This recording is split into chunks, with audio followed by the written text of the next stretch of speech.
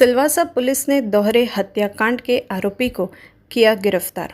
आरोपी ने घरेलू कलह की वजह से पत्नी और बेटी की हत्या की। बीते दिन डोकमरडी के रहने वाले योगेश मेहता ने अपनी पत्नी रेशमा और बेटी को घरेलू झगड़े के चलते मारकर दमनगंगा नदी में फेंक दिया था। इसके 2 दिन बाद योगेश मेहता ने पुलिस को खुद कॉल कर हत्या की स्वीकृति दे दी।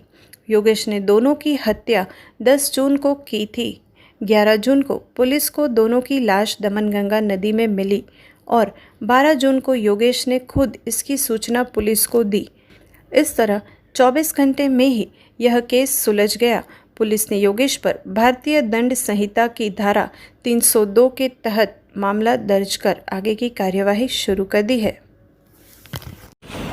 कल हमारे पास एक कॉल आई थी डोकमाड़ी जो कि सिलवासा थाने के जुरिस्डिक्शन में है, वहाँ से कि जो कॉलर है उसकी वाइफ की डेथ हो गई है। खुद नहीं जो है वाइफ ने उससे हथौड़े से सर में चोट लग गई, उससे डेथ हो गई। जब हम लोग मौके पे पहुँचे, हमारी टीम मौके पे पहुँची तो थोड़ा डाउट हमें लगा और जब उससे सस्टेन्ड इंट्रोगेशन की तो पता चला कि उसने खुद नहीं जो है वो अपनी वाइफ को एक झगड़ा हुआ उसके दौरान उसकी हत्या कर दी। ये जो आदमी है ये योगेश मेहता है, 52 साल का, जो कि वहीं डोकमाड़ी का ही रहने वाला है। इसका खुद का ही घर था ये, और इसकी वाइफ थी 43 इयर्स उसकी एज है रेशमी।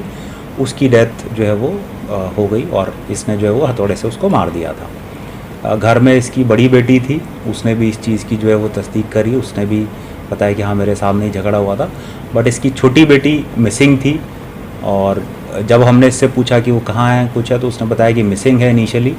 और हमें क्योंकि एक दिन पहले ही जो है वो डेमनी कैनाल में हम लोगों को दादरा के इलाके में कुछ बॉडी पार्ट्स मिले थे, तो हमें जब डाउट हुआ, इससे जब ठीक से और इंट्रोगेशन करी तो इसने कन्फेस कर लिया कि इसने 10 तारीख को इसकी वाइफ को और इसकी बेटी दोनों को मार दिया और उसके बाद में बेटी की जो बॉडी है वो कैनाल में डिस्पोज कर दी।